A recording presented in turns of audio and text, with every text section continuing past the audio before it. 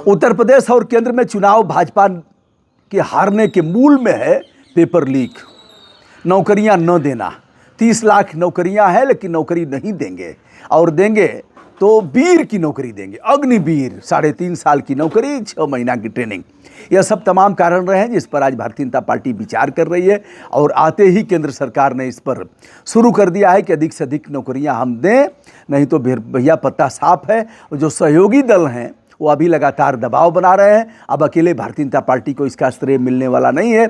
श्रेय मिलेगा तो चंद्रबाबू नायडू को मिलेगा, नीतीश कुमार को मिलेगा और भारतीय जनता पार्टी को भी मिलेगा, किंतु वह दबाव बनाएंगे, कोचवान की तरह कोचते रहेंगे, जैसे हाथी का कोचवान होता है उस तरह से उनकी भूमिका रहेगी। आइए, आदित्यनाथ योगी सबसे अधिक चिंतित हैं क्योंकि यूपी में चुनाव आएगा तो उसमें एक बड़ा कारण होगा। अधिकारियों को बुला करके सभी विभागों की समीक्षा किया और कहा जो भी वैकेंसी है उसे आयोग के पास भेजो, और जल्दी से जल्दी आयोग यथाशीघ्र वैकेंसी निकाले, परीक्षा कराए, परीक्षा शुचितापूर्ण हो और पेपर लीक न हो। लेकिन दुर्भाग्य की पेपर लीक होने से बाज नहीं आ रहा है। अभी 2 परीक्षाएं हुई नीट की, 1 महीने के अंदर ही नीट का एग्जाम जो हुआ था उसका परीक्षा फल घोषित कर दिया गया।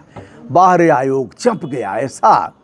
ऐसा जो जिसने कराया था परीक्षा एनटीए ने, उसने क्या किया, नेशनल टेस्टिंग एजेंसी ने 1 दिन मतलब 1 महीने से 1 दिन पहले ही रिजल्ट घोषित कर दिया। और रिजल्ट कब घोषित किया? जब चल रहा था, चुनाव परिणाम आ रहे थे, काउंटिंग हो रही थी, उसी समय 4 जून को रिजल्ट घोषित कर दिया कि यह मामला दब जाए। भारी खेल किया।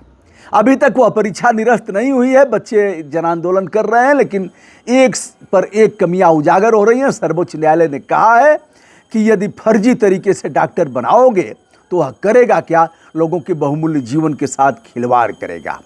कठोर टिप्पणी है और कहा कि अगर 0.1% भी धांधली हुई है, नियमों में चूक हुई है तो फिर हम छोड़ेंगे नहीं। ऐसे टिप्पणियां आती रहती हैं, लोग खेल करते रहते हैं।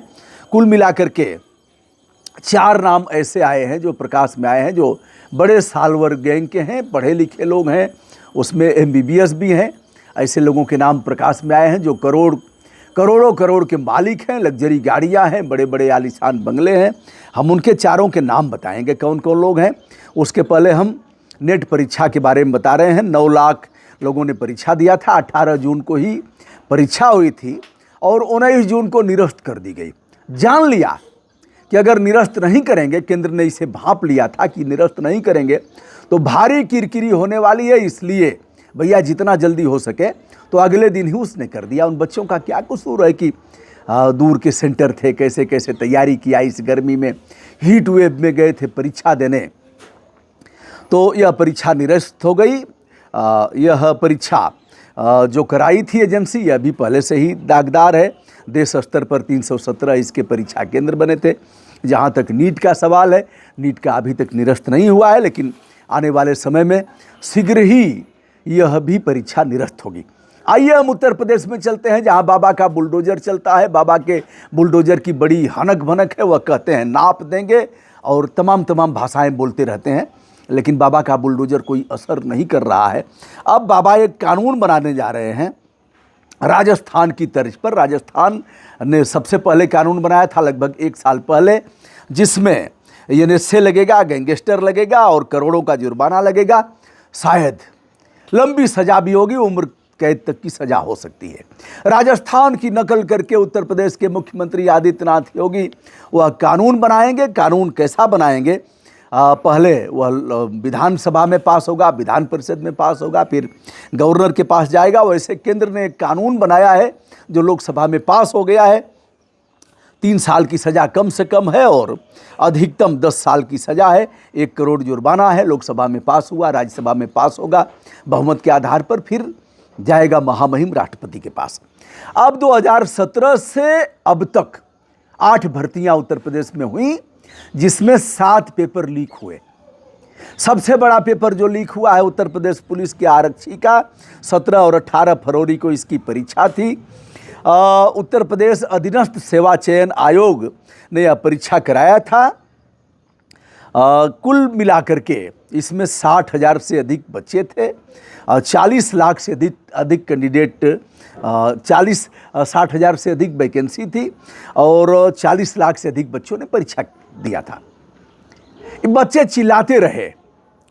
मोहनलालगंज का एक निरीक्षक यानी इंस्पेक्टर, वो रंगे हाथ पकड़ता है, मोबाइल भी पकड़ता है और सब बताता है कि मोबाइल पर प्रश्न पत्र कब आए थे और कैसे इसने परीक्षा दिया, सारी चीज़ें होती हैं। उसके बाद भी बेहयाई और बेशर्मी की पराकाष्ठा पर पहुंची उत्तर प्रदेश सरकार और इनके डीजीपी इत्यादि बार बार कह रहे हैं कि नहीं हुआ है, नहीं हुआ, नहीं लीक हुआ है, और जिन लोगों ने आवाज़ उठाया उनके ऊपर भी एक्शन। अंत में पेपर जो लीक हुआ था उसे मानते हुए, आधार मानते हुए परीक्षा निरस्त की गई। अब परीक्षा कराई जाएगी। ऐसे ही अन्य प्रतिभागियों ने जो किया उसे भी आप जानते हैं। समीक्षा अधिकारी में भी हुआ, आरओ में किस तरह से बच्चों पर अपराध दर्ज किया गया। हमारे ही जनपद में उठाया उन लोगों ने सवाल, कटा हुआ था जो उनका पैकेट था, सवाल उठाया तो उनके ऊपर अपराध दर्ज हो गया। कैसे कैसे उनकी जान बची है, अपराध दर्ज कर दिया गया, दबाव बनाया जाएगा कि तुम्हारा घर गिरवा देंगे। ये हमारे गाजीपुर जनपद की बात है। अंत में उसका भी निरस्त कराया। यह जो परीक्षाएं हुई हैं, जिसका हमने पेट और टेट की भी परीक्षाएं, उसमें भी नकल हुई, सुचता तार हुई, उसको भी निरस्त कराया गया। ऐसे में देखा जाए तो उत्तर प्रदेश पर यह बड़ा सवाल खड़ा होता है और हार का जो कारण है, उत्तर प्रदेश में इस तरह से पराभव का मुंह देखा भारतीय जनता पार्टी में ने, उसके मूल में यह है कि कट्टर भाजपाई परिवार ठीक है मम्मी पापा दे देंगे लेकिन युवा बेटा नहीं देगा। उसने कहा जैसा कियो हम तो करेंगे, यही अवसर मिला है। तो इस तरह से बाबा बौखलाए हुए हैं और जो नया कानून बनेगा उसमें उम्र कैद की सज़ा होगी, करोड़ों का जुर्माना लगाया जाएगा, एनएसए और गैंगस्टर लगेगा। किंतु अब उन 4 नामों पर मैं चर्चा करने जा रहा हूं। कई नीट के अभ्यर्थी हमसे भी बात की, हम समय से नहीं कर पाए वीडियो, इसके लिए क्षमा प्रार्थी हूं। एक है राजीव नयन मिश्रा, राजीव नयन अर्थात राजीव नयन, भगवान राम से संदर्भ है इनका। यह मेजा प्रयागराज के हैं, काफ़ी कुछ बनाया है। अगर माने जांच एजेंसियों की बात तो करोड़ों करोड़ के मालिक हैं, भवन भूमि सब कुछ है। दूसरे हैं डॉक्टर शरद सिंह पटेल, ये MBBS हैं, मिर्ज़ापुर के रहने वाले हैं। इनका भी नाम पिछले दिनों आया था, कई बार प्रकाश में आया, जेल जा चुके हैं। जेल से आने के बाद भी फिर उसी काम को शुरू करते हैं, यानी यह काम केवल यही किया गया कि इनको जेल भेज करके फिर इस पर ध्यान नहीं दिया गया, इनकी गतिविधियों पर नहीं देखा गया। रवि अत्री हैं, यह गौतम बुद्ध नगर के हैं, सबसे बड़े अपराधी यही माने जाते हैं।